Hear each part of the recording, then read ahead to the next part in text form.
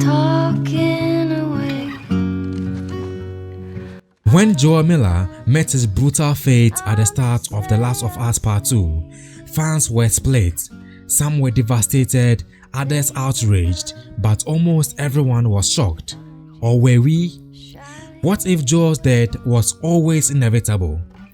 What if The Last of Us Part 1 had been quietly preparing us all along? Today, we are diving into the first game to uncover the hidden clues, subtle moments, dialogues and themes that foreshadow Joel's tragic end. Get ready, because once you see this, you will never look at Part 1 the same way again.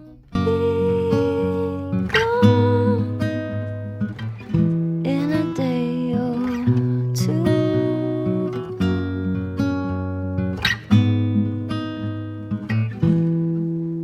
From the very beginning, Joel is not a hero, he is a survivor.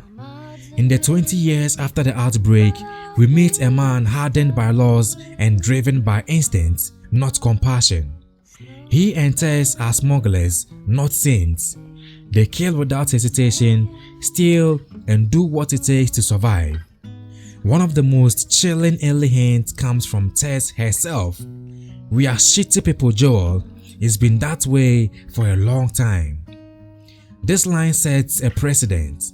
Joel's moral compass is fractured. He may grow to love Ellie, but the world sees him as a dangerous person, a man capable of terrible things. His death in Part 2 at the hands of someone he wronged feels less like a shock and more like a consequence of the life he lived. Their father-daughter bond is the heart of the first game, but it's also Joel's greatest vulnerability. His attachment to Ellie becomes so overwhelming that by the end, he is willing to doom humanity to save her. In the final scene of Part 1, Joel lies to Ellie about what happened at the Firefly hospital. When she asks if what he told her about the Fireflies is true, he simply says, "I swear." To which she replies, "Okay." This haunting exchange marks the point of no return. Joel doesn't just protect Ellie, he robs her of agency and the chance to make a choice. He makes a selfish decision, and whether you agree with it or not, it sets up a future filled with consequences. And those consequences come in the form of Abby. One of the biggest signs that Joel's death was coming is the climax of Part 1 itself, the Firefly Hospital Massacre.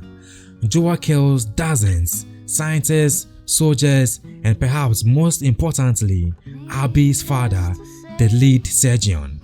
You can miss it if you're not paying attention, but there is a deliberate emphasis on this scene.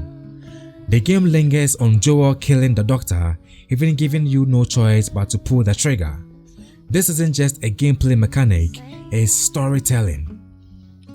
That moment plants the seed for Abby's revenge. She doesn't just kill Joel for fun or cruelty, she kills him because he took her father from her in cold blood. Joel doesn't realize it, but he's created the exact type of person he used to be. Someone broken, grieving, and hell-bent on revenge. In the later chapters of the game, you can sense Joel softening, almost as if he is preparing for the end, even if he doesn't know it. His groove exterior begins to crack as he opens up to Ellie emotionally. The conversation at the ranch house is key. You have no idea what loss is. Joel is trying to protect Ellie not just from danger, but from becoming like him, a shell of a person. But his past is catching up to him. There is a tone of quiet regret in these final chapters, especially after he kills for Ellie's sake at the hospital. In a way, Joel already knows he's done something unforgivable, but he chooses love over morality, survival over sacrifice. That is the tragedy. The Last of Us doesn't glorify killing, it shows its weight. Every time you take down a human enemy, you hear the desperation in their voices. The world of the game is filled with people trying to survive and often trying to protect their loved ones, Sound familiar? Just as Joel killed to protect Ellie, Abby kills to avenge her father. It's a cycle, and Joel is part of it. That cycle demands balance. Someone like Joel, who is committed to so many atrocities, can't walk away without consequences forever. His death isn't just a personal tragedy, it's the world's response. Even Ellie senses the darkness in Joel's choices. She argues with him at the ranch, accuses him of abandoning her like everyone else, and ultimately chooses to stay with him despite his flaws. But in a final okay at the end of the game, there is a hesitation, doubts.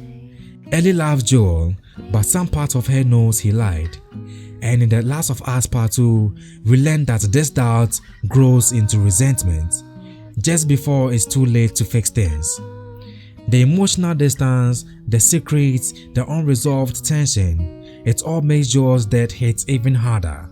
Because Ellie is not just losing a father figure, she is losing him before she could forgive him.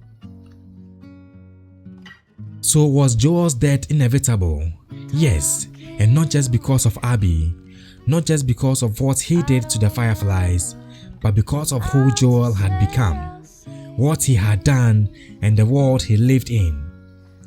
The Last of Us is not a story about heroes and villains.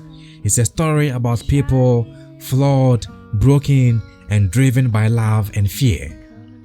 Joel's death wasn't a twist, it was a consequence, a shadow cast from the very first game, a brutal payoff to a story that was never about winning, but about surviving, and what we lose along the way.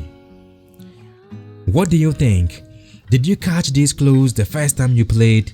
Was Joel's death justified, or did the game go too far? Let me know in the comments below. Don't forget to like and subscribe for more deep dives into gaming's most emotional moments.